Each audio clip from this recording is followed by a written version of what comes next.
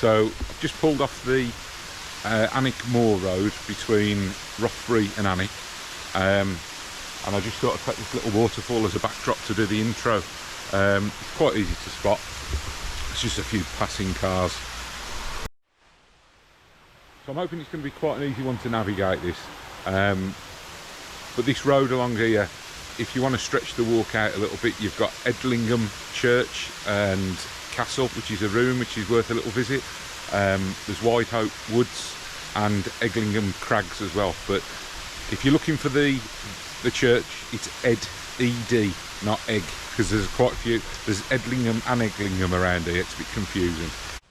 And for anybody who's into geocaching, I've just spotted one, even though I wasn't looking for it. So again, if you've got the waterfall here, it's possibly just near that tree there, but that's only a possibility. Catch you later. Welcome to a cold, windy, grey Alnwick Moor. Just heading along the service road now to, just trying to get it in the background, what is a great big telecommunications mast. So you can see this from miles around. It's dead easy to help with the navigation side of things. So I've not been to this one before.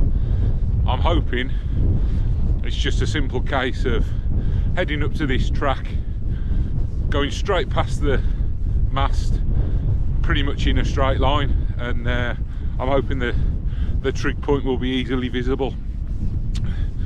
Directly behind me in the distance, you'll not pick it up, is a great white ball on a hill, which is part of the navigation stuff that goes on at RAF Boomer. And apart from that, it's a fairly nondescript surroundings. It's worth keeping your eyes on the little fence posts along here though, because I have seen a tawny owl in the past just perched up. I'm going to have to do a little bit of googling again when I get back on this one. Throughout Northumberland there's loads of sort of standing stone circles and Neolithic burial places and stuff like that, and I've just noticed quite a lot of stones dotted round where I am now, and there might just be natural stones that are just left here through the dawn of time, but what I would deem to be the middle is this bit here, which, and then we've got a circle of stones loosely going round, I don't know, maybe 10 metres away, and then there's a second circle that are maybe 20 metres away, and there's also the odd one just on the other side of the track, which could be complete coincidence, but it does look like there's a little bit of uniformity to it. So with the communications mast behind us, I've just come across the heather. It was a game of two halves. The first bit was quite short, it wasn't too bad, and then it got longer as you go, and you get to a wire fence. And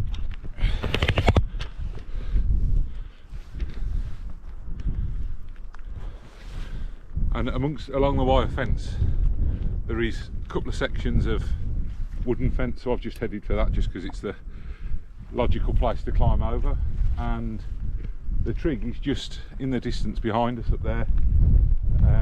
Doesn't show out very well against this background of grey sky. It's miserable now, it's raining, windy, it's about 10 degrees, but we'll crack on and get it done. There we go folks, we're here.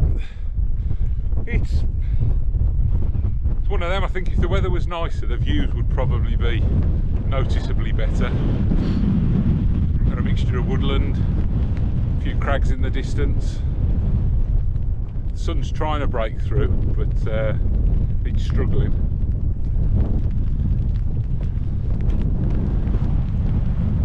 So that last bit, I wish I'd have brought me walking poles in hindsight.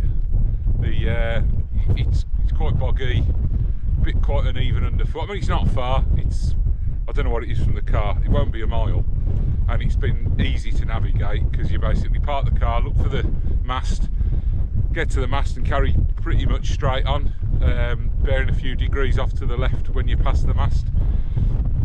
So from here we shall crack on back to the car. If it's all possible, I'm hoping to do 2 more today. Definitely going to do 1, but we'll see how we get on for time and daylight and everything else. So thanks for watching me this one. Hope you're enjoying the series. If anybody's got any more that they want to request us to do, I'm not doing the Cheviot just yet. It'll just be like a bog on the top of there. But and I'm probably going to leave some of the woodland ones as well for the time being, just because from the ones I've done so far, they tend to be quite a nightmare to actually find the trig point if they're in amongst the trees. But anyway, thanks for watching. I'm not one for giving that the old give us a thumbs up and subscribe and share and all that carry on, but if you could, it would be appreciated. It'd be nice to get a few more subscribers. They're gradually creeping up, and hopefully we'll get a bit of better weather as well. Catch you later, bye. I'm struggling for content today, but look at the size of that. I thought it was a cairn from a distance. I wouldn't want to come face to face with the cow or the bull that's dropped that. I often find with these trig expeditions that the way back is easier than the way there, mainly because if you kind of lose the path a little bit on the way up, you're making it up as you go along. But on this one, it's been a lot easier coming back. So if you're going to do it, if you when you get to the telecoms mast, if you just bear slightly to the left, there's a fire break where they've been doing the heather burning. Obviously it's not going to be there forever, but this is January 23. There's a fire break and the path's a lot easier than wading through the heather if you don't take this route. And then, as I say, when you get to the bit where it's a little bit boggy, a little bit marshy, but just head for that fence, the wooden fence rather than the wire fence, and you'll not go far wrong.